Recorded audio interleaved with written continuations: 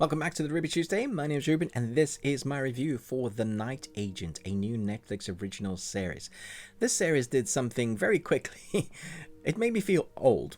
Our main protagonist, who is acted by Gabriel Basso, he plays Peter Sutherland in this series, in the 10-episode series that range from 45 minutes to just under an hour.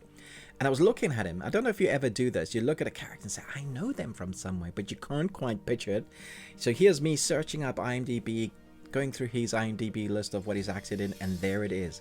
He was the main kid from S.W.A.T, the movie by J.J. Abrams. And I'm looking at him and it's like, wow, that was one of my favorite films, still is. I love what they did with that. That kid is now this adult, and I'm like blowing my mind. It's like, wow, I'm old. Awesome. Let's jump in.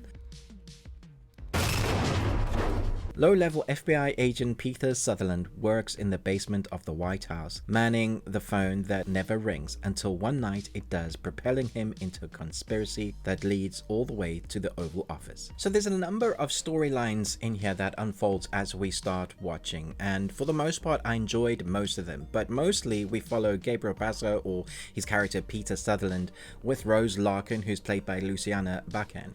They have a mystery to unravel, and the stakes get higher and higher, and the story does a good thing where it points, like misdirection, it points at a couple of people that you might have guessed, thinking, oh, it's them, they're behind this, and then you get to that person, you're like, oh, it's not them, and then it points somewhere else. So it keeps the mystery and keeps you guessing throughout the 10 episodes. I would say the episodes are very easy to binge. My wife and I watched this in 3 nights, the 10 episodes, and normally when I look at a 10 episode series, I'm like, oh, this is gonna be a long haul, let's get started. And then we were at the place where we were going, oh no, let's click on the next episode. And it's mostly because it is tense in places that it needs to be. The dialogue is quirky and fun, and then we have a lot of action like an espionage thriller. Now, the best way for me to describe this is if you took a Mission Impossible TV series mixed in with 24 and Jack Bauer is having one of his days.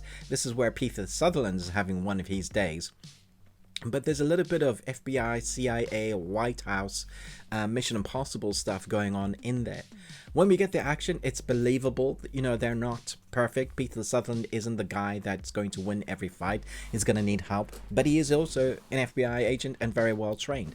But he's going up against people that are either serial killers, well, not serial killers, assassins or CIA agents. Those are the type of people that he comes up against.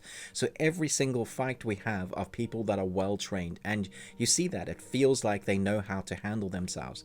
There are a few people that you can see that have been trained better than others, but for the most part, the choreography when you get the action sequences is really enjoyable. And then it comes down to the acting with the mystery and the dialogue that they're given, and for all of those moments, I believe the story, even though I guessed the major thing at the end, but you wanted to see how it was going to play out because you couldn't quite believe it. Like me, I'm thinking, well, how are they actually going to solve this? How are they going to get round to the end? Now, I would say once you do get to the end, there's a nice completed storyline, a fruition of the storyline that makes you feel satisfied. But at the same time, we could get a second season with a few unraveled storylines, but minor ones. The major arc is completed and you do feel happy about it. Now, you're going to feel totally Mission Impossible when you get to that end, and I like it. I really hope we get a second season. It is based on another book, so I'm guessing there might be more that they could draw from. Again, it's another one that I want to go and read because that makes me interested to see what else is in there and where the story goes on from here. The acting is good, the action is good, the score is good, cinematography is fine, nothing stood out for me, but you know, it was all filmed well. I would say it's really the mystery, the combination of the characters and the actors that you get in here. And what was interesting, a major selling point for me now, for you, is that not everybody has plot protection. There are going to be people in here that you like that don't have plot protection, that you think might be a main protagonist that isn't.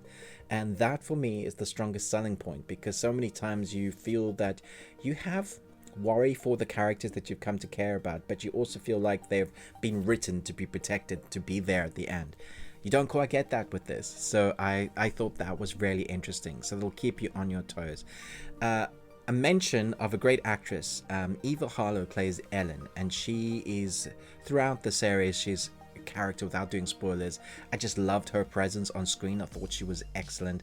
Also a mention of the character who plays a broken CIA agent, Eric Monks, who's been played by DB Woodside. I really liked his character in this as well. There are a few characters that you get to meet along the way that you're like, I'm really enjoying your time on screen. As a whole, as a really interesting mystery thriller, you know, to do with the White House and all that stuff. We've had that story before, but the way it's showcased is fun. It's nothing new in that storyline, but I like the characters. I like what they did with it. It was easy to watch. Definitely a series that you can watch while eating dinner with your spouse or your partner, with your friends. This is a fun, bingeable watch. So let me know what you think about this. And I thought this was really solid. I enjoyed it a lot. So I'm going to give it 4 Nicolas Cages out of 5. And you got one. Congratulations. Let me know your ranking down below.